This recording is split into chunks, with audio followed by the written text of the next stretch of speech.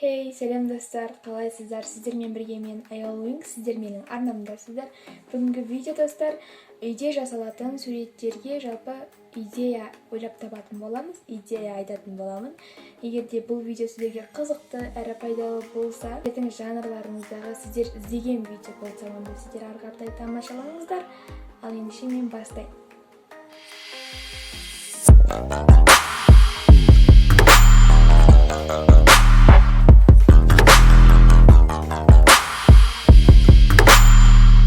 Ең алғашқы фото үшін сіздерге айна қажет болады. Бұл қазіргі трендтегі фото. Ол үшін сіздер Pixar приложениесін редактировать етіп, осындай фото жасай аласыздар.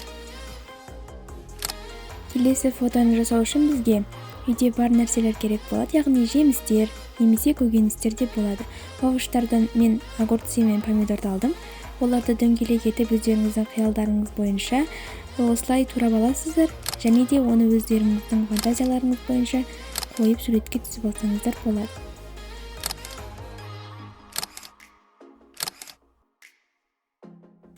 Сонымен қатар үйде бар заттардан да жасасаңыздар болады. Мысалға әртүрлі жемістерден, олардан жүректер жасап, дөңгелек етіп жасап, әртүрлі фигураларды жасап, ерекше фотолар жасаңыздар. Бұл әрі әдемі, әрі өте керемет болып көрінеді. Бұл қазіргі таңдағы трендтегі фотолар. Нәтижесінде осындай керемет фотолар пайда болады.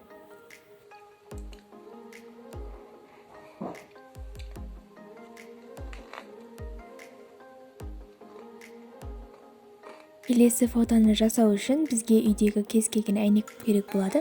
Мен өзім рамкадан алдым, сіздер де рамкадан алсаңыздар болады. Сол рамкадан шешіп алған әйнекке су себеміз.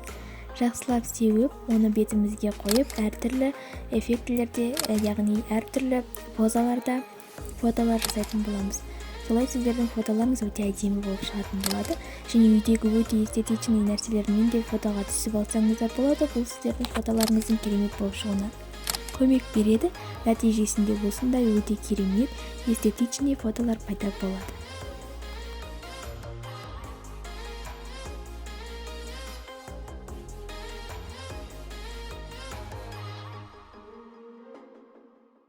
Келесі фото үшін бізге осындай сетка мата және де күннің көзі керек болады. Күннің көзімен осындай керемет фотолар жасауға болады. Келесі фото Golden Hour деп аталады. Күн батып бара жатқан кезде тек қана соның астында суретке түссеңіздер болған. Суреттеріңіз керемет болып шығады. Келесі фото сіздерге радуга, яғни кемпірқосақ стиліндегі лампа сыйлайды. Ол үшін сіздерге бар болған үйдегі дискті алсаңыздар болғаны, сол арқылы өздеріңізге керемет лампа жасап алсаңыздар болады.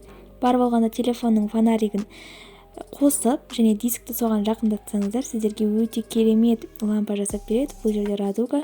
Сіздердің фотоларыңыз өте керемет әрі эстетичный болып шығады. Міне тура видеода көрсетілгендей. Егер де сіздерге бұл менің көрсеткен лайфхагым ұнаса, онда бар болғаны осыны қайталап көріңіздер. Сіздерден де менен де керемет фото шығатынына сенімдімін.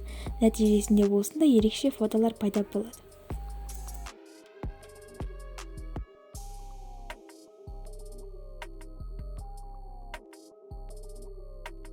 Келесі фотоны жасау үшін ол бізге айна керек болады. Қазіргі таңда бұл фото өте трендте. Бар болған айнаға өздеріңіз боянып жатқан секілді немесе қарап тұрған фотолар жасасаңыздар болады. Келесі фото үшін бізге кез келген А4 парақ керек болады. Оның әртүрлі светін алсаңыздар да болады. Өздеріңізге ұнайтын эстетичный суреттерді салып, соларды бояп аласыздар. Және де зубочистка керек болады, немесе арнайы палка алсаңыздар да болады. Мен көздің суретін салдым. Осылай әртүрлі позаларда керемет фотолар жасасаңыздар болады. Нәтижесінде осындай фотолар шығады.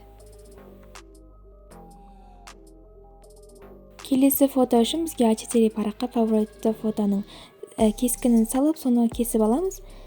Бізде осындай болып шығады, және де өзімізге макияж жасаймыз. Бір көзімізге ғана тиіспейміз, қалған жеріміздің бәрін көгертіп, ал екінші көзіміздің барлығын стрелка жасап, оған кірпігімізді көтеріп, ерекше етіп макияж жасаймыз. Және де тура осылай фотоға түсетін боламыз, және шашымыздың да алба-жұлпасын шығарып тастаймыз. Өзімізге ерекше форматта стиль жасаймыз, және де осылай фотоға түсеміз. Бұл қазіргі таңда өте трендтегі фотолардың бірі. Нәтижесінде өте керемет фотолар пайда болады. Сіздерге қайталап көруге кеңес беремін. Егер қайталасаңыздар, Инстаграмда мені белгілеуге ұмытпаңыздар. Pinterest приложениясы арқылы әртүрлі стильдегі фотоларды көрсеңіздер болады. Бұл сіздерге өте керемет шабыт сыйлайды. Сонымен достар, соңғы фотомыз үшін бізге лампа керек болады. Кез келген свеча немесе лампа, соның алдында тұрып суретке түсетін боламыз. Егер бұдан да керемет етіп жасағыларыңыз келсе, дискі қолдансаңыздар да болады. Дискі арқылы өздеріңіздің фотоларыңызға, өздеріңізге объем бересіздер. Солай сіздердің фотоларыңыз өте керемет болып шығады. Міне дискімен тура осылай көрінеді. Лампаның жанына жақындатсаңыздар, керемет сіздерге лампа береді. Вот осылай фотолар. Сонымен достар, менің ойымша бұл видео сіздерге өте қызықты әрі пайдалы болды деген ойдамын. Егер бұл видео сіздерге қызықты бір идеялар келтіріп, сіздер бұл фотоларға түсіп Инстаграмға желісіне салатын болсаңыздар, міндетті түрде мені бекірек кетіңіздер. Міне менің Инстаграмым және Инстаграмыма да тіркелсеңіздер болады. Бұл жерде де мен сіздерді күтетін боламын. Мен жақында инстаблогер боламын деп шешкен болатынмын. Егер де менде подписчик жиналып жатса, мен инстаны да бастайтын боламын. Жақсы достар, егер де бұл видеодан саған лайк басыңыздар, тіркеліңіздер, комментарийға өздеріңіздің ойларыңызды жазыңыздар. Мен сіздерді жақсы көремін, дейсіздер. Келесі видеода кездескенше